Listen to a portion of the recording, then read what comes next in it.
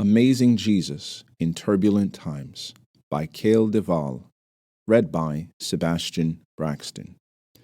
Kayle Waal is lecturer in New Testament Studies, Avondale College, Corranbong, New South Wales, Australia. The COVID-19 crisis is a demonstration of how words can lose their force. This global pandemic is called a life and death matter. Yet so many have continued business as usual while tens of thousands are dying all over the world. Life and death. Words that would typically evoke a strong response now no longer do. Words appear to have lost their power to change and impact us. They have lost much of their descriptive and rhetorical power. Words like great, awesome, and amazing no longer refer to something grand and spectacular. Instead, they are often assigned to people, things, or events that are indeed far removed from the richness that these words convey. The deeper the reality of a fearsome crisis, the greater the need for a deliverance of awesome proportions. The Gospel of Mark addresses this need. While the situation of Mark's audience was different from ours, what was true is that they, like us, were in a time of crisis. Alarming persecution. The Gospel of Mark was written in the early 60s of the first century during or just after the Neronian persecution, between AD 63 and AD 64. This would have been a severe time of crisis for the early Christians. Many would have died for their faith in the persecution in Rome. The Roman historian Tacitus provided a gripping account of what took place. He says that Christians, covered with the skins of beasts, were torn by dogs and perished, or were nailed to crosses, or were doomed to the flames and burnt, to serve as a nightly illumination when daylight had expired. End quote. During this time of suffering and trial, Mark uses 4 different Greek words translated as, quote, marveled, unquote, astonished, unquote, amazement, unquote, and amazed, quote, unquote. The theme of, quote, unquote, amazing being so dominant in Mark, but not in the other Gospels, suggests that Mark received this idea firsthand from Peter, widely acknowledged to be the apostolic influence on the first Gospel. Knowing that readers and hearers grow accustomed to words, Mark employs variety. To drive home his point, Mark will use this diversity of words on 20 occasions to describe who Jesus is and the unique responses of the people to his ministry. Mark was trying to emphasize that in a time of crisis, Jesus was to be the focus of his followers. There is no one better to contemplate in a crisis than Jesus. We will look at 4 occurrences of the words amazed and astonished in Mark's gospel, and discover the depth and beauty of just how amazing, just how astonishing Jesus truly is. Amazed at his word. Mark recounts the exorcism of a demon-possessed man as Jesus' first miracle in Mark chapter 1, verses 21 to 27.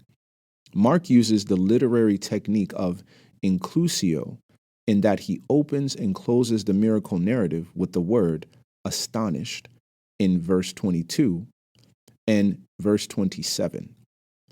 Verse 22 reads, "And they were astonished at his teaching, for he taught them as one having authority and not as the scribes." Verse 27 reads, "Then they were all amazed, so that they questioned among themselves, saying, 'What is this? What new doctrine is this? For with authority he commands even the unclean spirits, and they obey him.'" The encounter begins with, quote, "a man in their synagogue with an unclean spirit. And he cried out, saying, 'Let us alone. What have we to do with you, Jesus of Nazareth? Did you come to destroy us? I know who you are, the Holy One of God.'" End quote. Robert Gundry contends that this is a defense stratagem of the evil spirit, namely, identifying Jesus and thereby attempting to gain the upper hand in the conflict. This helps us understand Jesus' strong response of "be quiet," quote unquote, or literally, quote, "be muzzled," unquote.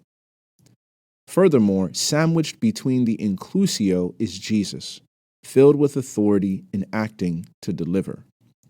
In this opening miracle, Jesus acts with paradigmatic force.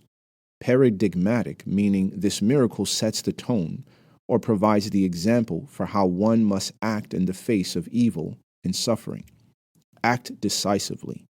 No second guessing, no debate, and no discussion. A human life is at stake. Mark's use of quote unquote all in verse 27 emphasizes the universal recognition of Jesus' power and authority. The phrase quote unquote new teaching, didache kaiane, is the language of inaugurated eschatology. The prophetic tradition has reached its zenith. In fact, teaching was one facet of the new age looked for by the prophets. Jeremiah says, "No longer shall each one teach his neighbor and each his brother, saying, quote, know the Lord, end quote. For they shall all know me, from the least of them to the greatest, declares the Lord," end quote. That was Jesus' unique, astonishing authority, an authority far surpassing that of the scribes. The scribes presented what the scriptures and their tradition taught. In contrast, Jesus presented himself as what the scriptures taught. As N.T. Wright suggests, quote, he is somebody with authority over everything the physical world and the non-physical world can throw at us. This is a Jesus we can trust with every aspect of our lives, end quote. A global pandemic presents us with opportunities to minister confidently. Amazed at his power. The healing of the paralytic in Mark chapter 2, verses 1 to 12, has so much percolating beneath the surface. This miracle opens up a raft of questions that the reader can raise. For the religious leader, the genuine question, quote, who can forgive sins but God alone, end quote. For the paralytic, quote, what on earth is happening to me, end quote. For the homeowner, quote, I wonder who's going to pay for my damaged roof, end quote. This beneath the surface reading sheds greater light on just how amazing Jesus is. He sees the faith of the man's four friends, reads the thoughts of the leaders, and knows the needs of the sufferer. Jesus knew that what this paralyzed man needed was not just physical healing, but most of all, spiritual healing. Jesus is amazing because he knows our greatest need. That need is for a spiritual breakthrough, to encounter him, and to be forgiven and restored in our relationship with God. His presence brought healing, peace, and wholeness to the paralytic. The paralyzed man was told by Jesus to get up, take up his mat, and go home. Quote, he got up, took his mat, and walked out in full view of them all. This amazed everyone, and they praised God, saying, quote, we have never seen anything like this, end quote. Those legs, once so weak and incapacitated, were now full of vitality. That mat, so often the symbol of his humiliation and defeat in life, was now carried in his arms. In light of their friend's personal crisis, four men believed that Jesus could make a difference in their friend's situation. Quote, when Jesus saw their faith, he said to the paralytic, son, your sins are forgiven you. End quote. Faith and action united in a teamwork that brought both healing and forgiveness. A global pandemic presents us with opportunities to minister collaboratively. Amazed at his love. Once more, we see the sovereign power of Jesus to save. Seeing Jesus from a distance, the demoniac ran up and bowed down before him. Even though he was in the grip of Satan's power, it was no match for the greater power, the power of Jesus. Notice, quote, he bowed proskuneo before him, meaning he worshiped Jesus. Then we see two uses of the same word in verses 10 and 12, namely, quote unquote, beg, parakaleo. Verse 10 says, he begged Jesus again and again not to send them out of this area. And verse 12 reads, quote, the demons begged Jesus, end quote. It is also used of the leper of Mark 1, verse 40, who begged Jesus to help him. It speaks of desperation. Jesus is amazing because he confronts evil and in the process sets humans free. The same divine power that can drive out demons can also change hearts. Mark chapter 5, verse 20 reads, quote, so the man went away and began to tell in the Decapolis how much Jesus had done for him. And all the people were amazed. What led to this response of amazement from the people? The wider literary context reveals to us that the story of the changed demoniac answered a question lingering from the end of chapter 4. Who is the good soil? The seed clearly took root in the demoniac, the least significant and least likely place imaginable. His transformed life was not of his own doing, but rather solely and wholly through the power of Jesus. The demoniac is the good soil, now declaring, quote, what great things the Lord has done, end quote, and how the Lord, quote, had compassion, end quote, on him. A global pandemic presents us with opportunities to minister compassionately. Amazed at his sacrifice. Scholars have generally acknowledged Mark 8, verse 27 through Mark 10, 52 as the, quote, theological nerve center, end quote, of this gospel. Once more, Mark will use an inclusio, namely the word meaning way or road, hodos, in 8:27 and 10:52, to delineate this discrete section of the story of Jesus. In these chapters, which are charged with outbursts of predictive energy, Jesus announces 3 passion predictions and attempts to clarify for his disciples the nature and substance of his mission.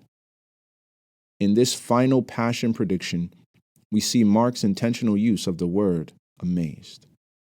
Quote, now they were on the road going up to Jerusalem, and Jesus was going before them, and they were amazed, etham buunto.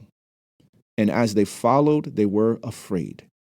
Then he took the 12 aside again and began to tell them the things that would happen to him. Behold, we are going up to Jerusalem, and the Son of Man will be betrayed to the chief priests and to the scribes, and they will condemn him to death and deliver him to the Gentiles, and they will mock him and scourge him and spit on him and kill him, and the third day he will rise again. The phrase, quote, going up to Jerusalem, end quote, echoes the Old Testament language of pilgrimage.